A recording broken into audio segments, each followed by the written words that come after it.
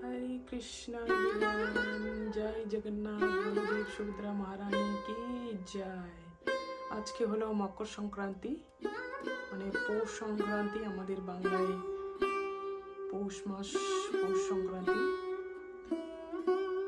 তো আজকে আমাদের দেখো জগন্নাথ বলদেব সুভদ্রা মহারানী মহাপ্রভু